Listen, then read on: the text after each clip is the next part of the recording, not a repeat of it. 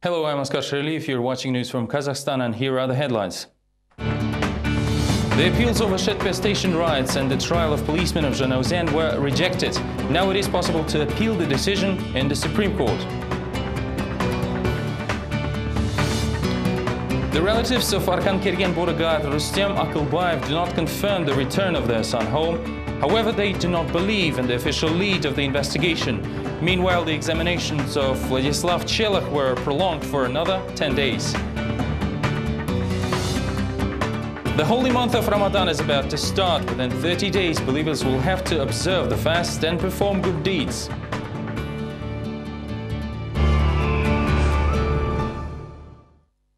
The appeal over the case of Shetpe station riots was rejected. This was the decision made on Thursday by the Mangistau Regional Court. According to the verdict, the sentences to the accused in participation and organization of mass riots in December of last year will be left unchanged. Gabitin, Bakhidjan, Saburbayev and Mambetov were represented by public defenders in addition to legal attorneys, but the judge dismissed the petition for public protection by Kazimurat Avezov with no explanation. Defendant's family said that right then it became clear the hearing has been predestined, just like its eventual outcome. Nevertheless, lawyers presented new information proving the innocence of their clients. However, nothing was taken into account by the court. According to convicts' families, Judge Bisimbayev was disrespectful to the audience, kept getting sidetracked, talking to the secretary throughout the trial, while prosecutor was reportedly played video games. This kind of complete indifference to the fate of people with underage children led to a predictable resolution. To recap, on May 21st, the city court sentenced Shetpe station residents who took part in the riots to various terms. 5 people received sentences of 4 to 7 years, 6 were found guilty but pardoned, and 1 was fully acquitted. The court charged all people involved in organizing and participating in mass riots, as well as resisting authorities. We had hopes, but apparently everything was in vain. What kind of a judge and prosecutor are they? They barely can read. The court didn't fully review the case. This wasn't a fair trial. There is no law in Kazakhstan. No one obeys it. Those who manage the laws feel they're above them. All people who committed the crime, the real criminals, were shifted by Nazarbayev, while orphans, parents of many children, or those with single elderly parents were sacrificed instead. The judge kept looking out the window. The prosecutor was playing video games. They didn't even listen to the proceedings at all. On the same day, court reviewed another appeal of the criminal case of policemen who violently dispersed peaceful protesters on December 16 of last year in Zhanaozen. The decision of first instance court was edited a little in favor of the accused. The appeals court panel of judges of Mangistau Regional Court showed some humanity to the representatives of law enforcement by easing the punishment for policemen.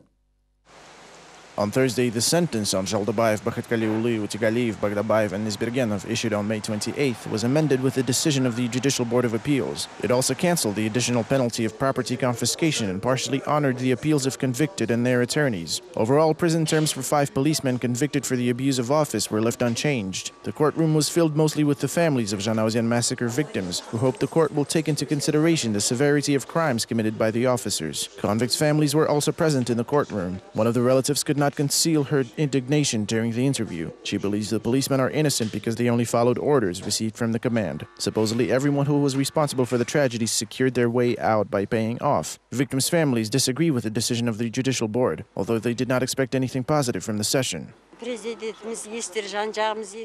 thought that the president and everyone else would hear us, although no one listened to us before. We were pleased by the head of state's speech during his visit to Zhanaozen, and he gave us hope, but failed to justify it. I think nothing will change. One of my sons is at home with a bullet wound, while another was imprisoned for protesting at the rally. I don't know what to wait for next, but it's nothing positive, that's for sure. I am not satisfied with the court's decision and have no other option but to go to the square and rally. What else can I do? I don't want to go home.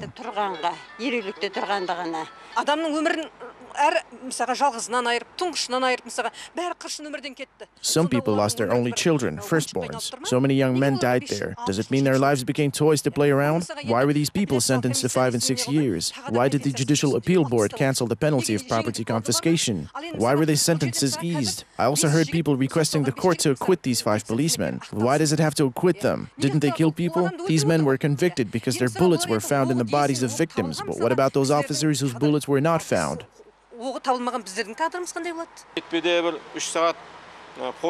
Men who protested at the Shetbez station stopped the train for 3 hours and created unrest. They were sentenced to 5-6 years. The same sentences were given to officers who actually killed people, and it is absolutely out of the legal framework. We are not honored with this decision. My job is to protect them from any kind of pressure coming from the authorities and judicial system. In my opinion, such pressure exists, and there is a lot of work ahead of us since there are 74 victims in this case. We have built good relations with each other, and we are planning to establish a public association, Zhanaozian Echo, which will protect the rights of victims. There are about 15 of them who joined our association. Our main objective is to unite all other victims and to explain to them how to protect their rights, including their right for compensation. My subjective opinion is that some victims are passive because they are afraid to act. It is the primary reason. They are scared that they will be pressured by the authorities once again. That is the reason why we have talked to the mayor of Zhanaozian Trumov. We have requested him to secure us with the room where we could gather all victims' cases and examine them. But they didn't even show us their support by providing such a room. An advertising campaign was launched on the internet for the documentary The Massacre in Uzbekistan, dedicated to the events in Andijan in 2005. 80-minute-long film was made by Danish journalist Michael Anderson. The release itself is planned for August. The producers say that the film about Andijan massacre on May 13, 2005, when approximately 1,000 people, including women and children, were killed, exposes the essence of President Islam Karimov's ruling. The documentary is available only in English for now. The producers are now looking for additional funds to translate it to Russian and Uzbek, appealing to the public with the following message, quote, "If you believe that Uzbeks should learn about Andijan massacre, the oppression of Karimov's rule, and the deal with the West, help us translate this film," end quote. The Lenin mine miners are proving in court that for 3 years they were not paid the increased coefficient 1.3, which is mandatory for the dangerous and hazardous work conditions. Miners also demand from the employer the compensation for illegal reduction of vacation. More details in the next report. Initially, there were 40 mine workers who demanded the employer to pay them back their hard-earned money, the uplift for the hazardous occupation. Later, some of the workers were transferred to different companies of the local department. Others could not stand the pressure and renounced the claims against ArcelorMittal Temirtau. In the long run, only 9 miners made it to the trial.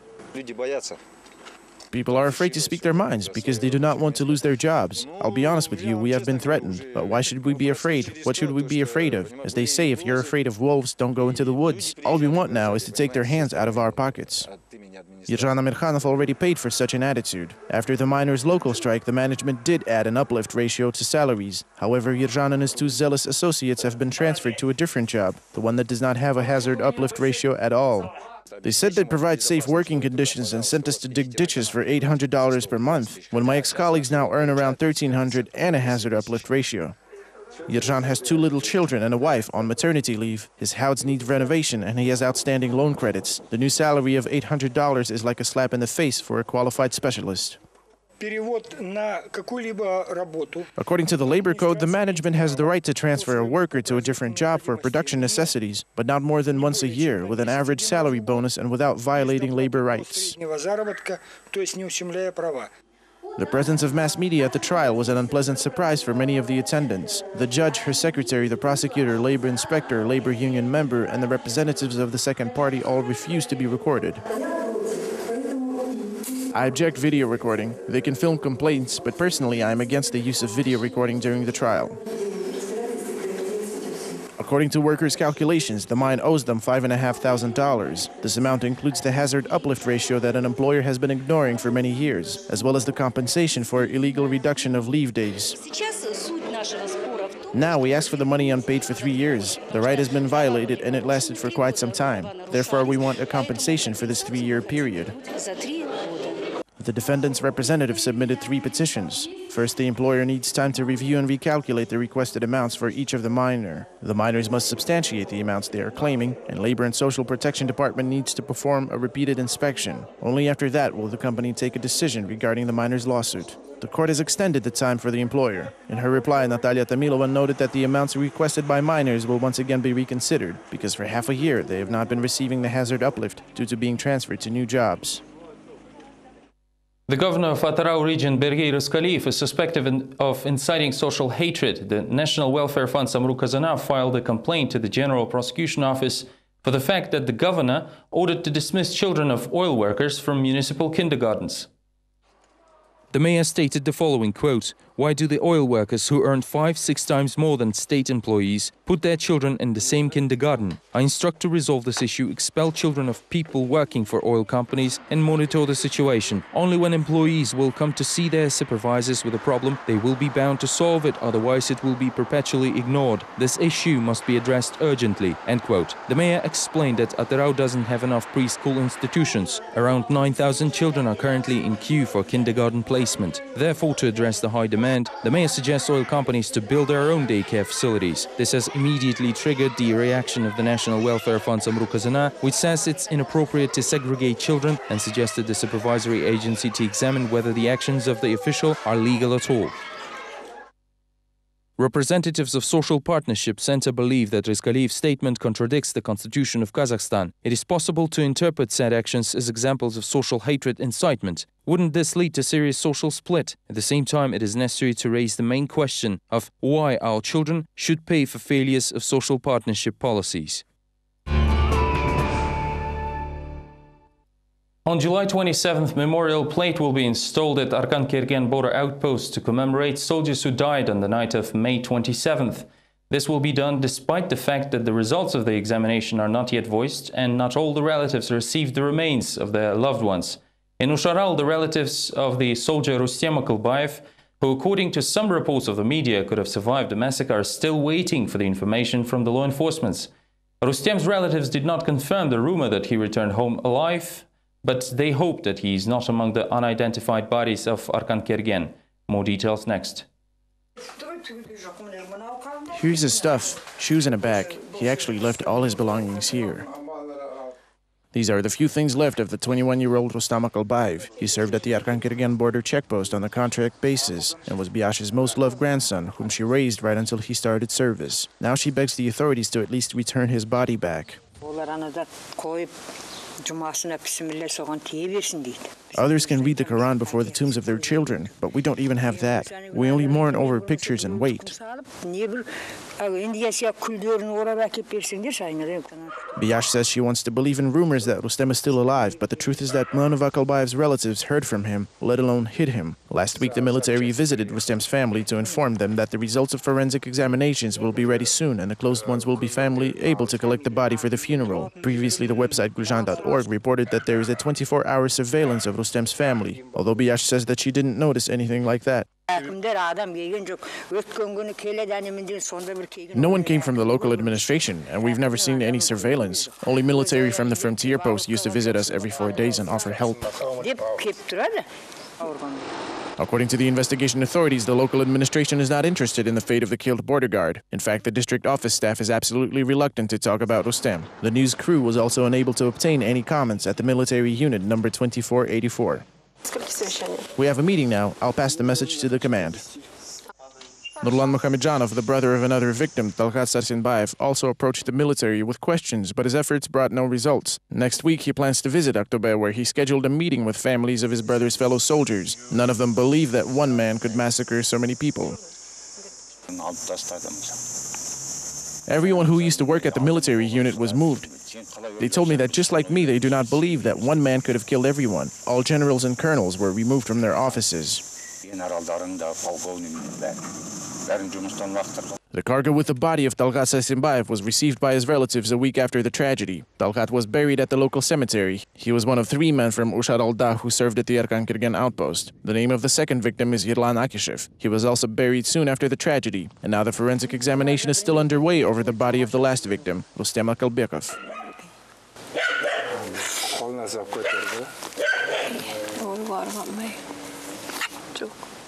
The last time Rustem Akalbayev visited his home was on May 15th, 2 weeks before the tragedy. During his last stay, Rustem helped around the house and then returned to the unit for his grandma to never see him again. Rustem's grandfather is always reserved, but he doesn't believe the official explanations either.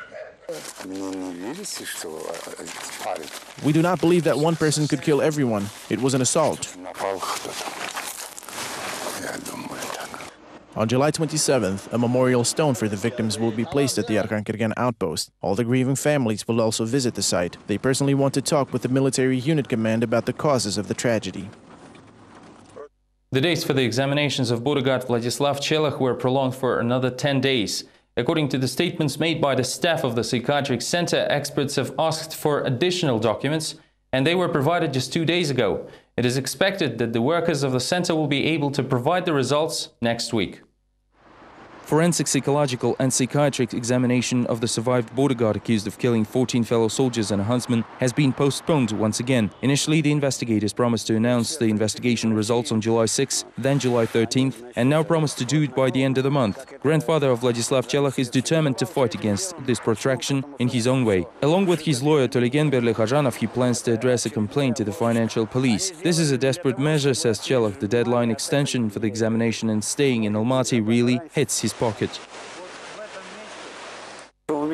I'm in a difficult financial situation. I took out my retirement check for 3 months in advance just to travel here. It's a failure every time I come because I don't get to see my grandson, the investigator or the prosecutor. There is no progress and the independent examination doesn't release any information.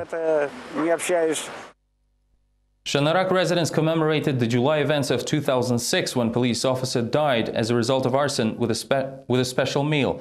The reason of the conflict was the demolition of buildings. 4 residents of Shanarak were penalized, with poet Aron Atabek being one of them. 6 years later, the disputed land was partially legalized, which was noted by the local population. More details in the next report.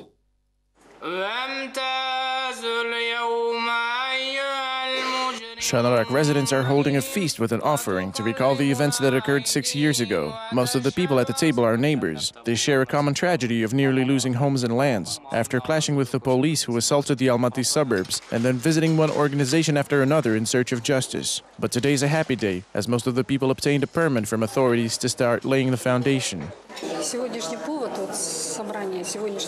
Today's gathering and offering is to celebrate the occasion. It took us many years, but in the long run, we did get what we were fighting for. It is no coincidence that Social Democrat Marjan Aspandyarova was invited to the village feast. The party she represents has repeatedly criticized the government for taking so long to solve the internal migrants' problems and for a harsh suppression of the Shanarak conflict. Opposition members have monitored the trial, and after some time, the politician says that the government has not learned its lessons. The land and housing disputes have not been resolved to this day, and 4 of Shanarak residents are still in custody.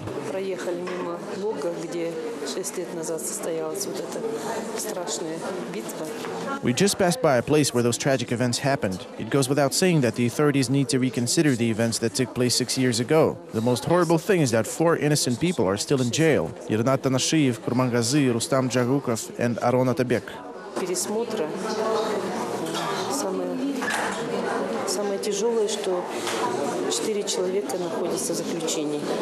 The poet, Aron Atabek, who was sentenced to 18 years in prison for organizing the conflict which led to the death of a policeman, is a common grief for Shanarak residents. They, however, choose not to recall him often now. The last time he was really remembered was at a press conference dedicated to the political repression victims. But as Yanukusheva, Atabek's sister, is wondering why it is only in July, the event's anniversary month, that people suddenly remember Shanarak clash's victim. Aron is suffering from TB and desperately needs legal advice. The accused is now held in the maximum security prison in Karajal town of the Karaganda region. I just got off the phone with him and these were his words. Why aren't you doing anything? Did everyone just forget about me? All public organizations and political parties have forgotten me, and you need to do everything on your own. Nowadays, Shanarak looks nothing like it did 6 years ago and is no longer a headache for local authorities. Cultural events are regularly organized for residents, new schools are built, and the area was adjoined on the administrative map of the city. All of that was paid by the clashes of over 100 policemen and citizens violently defending their property with stones and Molotov cocktails in their hands. As the sun set on Thursday, Muslims across the world met their most important holiday, the holy month of Ramadan. This year it will last for 30 days from July 20th to August 19th. Religious leaders say every believer of legal age and who is not a traveler should keep the fast or Raza and make as many good deeds as possible. The Muftiyat reminds of donations, sadaqah, and calls on entrepreneurs to lower food prices during the month of Ramadan. A godliness fee has been imposed on every Muslim in Kazakhstan, who will now have to pay charity donations, the sadaqahs, during the holy month of Ramadan. The amount will be approximately $1 for Astana dwellers, slightly higher than in Almaty, where the spiritual Muslim organization set the mark at 60 cents. At the same time, Naib Imam of the Central Nur Astana Mosque said that there are actually no limits. We have set the minimum amount for everyone to afford paying out donations. If someone can pay more, he will be rewarded by the Almighty Allah. For instance, the sadaqah may amount to the cost of raisins, which is around $14. Religious leaders of Kazakhstan call businessmen to sacrifice the profit interest and keep the prices down. Following the religious leaders' appeal, the Supreme Mufti Absatar Dirbisali emphasized that prior to Oraza, food prices rise dramatically, and this is really a sacrilege. Astana residents supported the Supreme Mufti's appeal. I think the decision to decrease prices is good because the majority of citizens are Muslims, and that is why I approve of this decision. I think food should be slightly less expensive. However, businessmen have different views regarding bringing the prices down. Supermarket owners are not prepared for a decrease during the Ramadan month, despite their colleagues' willingness to introduce slight discounts for certain types of products. I support the idea of bringing the prices down. However, every businessman has the right to decide how big the discounts will be. I believe that prices for milk and bread may be decreased, but no more than 10%. I can't go over 10 because the profit will be compromised. All of this leads to an interesting question for city dwellers. If merchants can decrease prices during the holy month of Ramadan, then why can't they keep these prices down for the remaining 11 months? Absatar Dirbisali has gone even further and proposed to decrease prices for hotels and public services, clothes, construction materials, and even gasoline. The Supreme Mufti is also concerned with rising transportation, utility, and telecommunication fees. Evidently, this places quite a few topics on the agenda for religious leaders, on top of the various religious issues they're already involved in.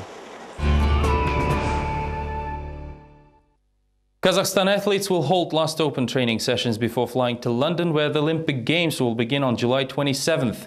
Our crew visited the freestyle wrestling team's workout to find out whether there were any changes in their menus prior to the competition and what is lacking for the wrestlers' complete fitness.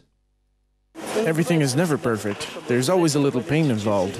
Yelena Shaligina, the bronze medalist of Beijing Olympics in women's wrestling, just finished another workout. She spends only 4 hours in the gym daily, but her routine is quite intensive. Such are the requirements for all members of the national team who will soon travel to London. Aside from special schedules, the athletes are also on an individual diet. As women, we choose our own menu with less salt and fat. Doctors adjusted for our dishes. They cook what we ask them, except for anything salty or fat, for quicker digestion. The 3 female and 7 male wrestlers will be going to London. They will be joined by 5 members of the Greco-Roman wrestling team and a whole group of service staff. The only noticeable omission is the absence of a qualified psychologist. Their function of preventing nervous breakdowns will be assumed by the coaches. It's important to establish a trustworthy relationship with them to understand their strengths, weaknesses, abilities, and to give them attention they need. Public attention to the members of the Olympic team is growing every day. Some of them enjoy it, but not all. Of course it's distracting. I receive calls from different people all the time, to the point when it gets annoying. It takes serious preparation for the Olympics, since it only happens once in 4 years. The total of 116 Kazakhstan athletes will participate in the Olympics in 25 sports. The main hopes are set for the wrestlers, weightlifters, and boxers. The cash awards are important in motivating the athletes. However, at the beginning of the month, the head of the sports agency, Talhat Yermegiaev, who was apparently tired of the constant criticism, set out a tough task for the team. The forecast for us is at least 13 medals, including 3 gold. Coaches of the Kazakhstan team cheerfully report that the athletes are ready, having memorized the national anthem to avoid potentially awkward situations. The scandal with the athletic uniform has been resolved as well. Serik Sapiev, who expressed the harshest criticism earlier, admitted on Wednesday that in fact he is very pleased with the design. The team will be leaving for London next week and thus was placed under quarantine on Thursday. This implies no communication with the media and training behind closed doors. Animals back in Almaty. On Thursday, a famous Russian rock band Zveri, translated as The Animals, arrived in the city with a show. Traditionally, it took place at one of the Almaty nightclubs.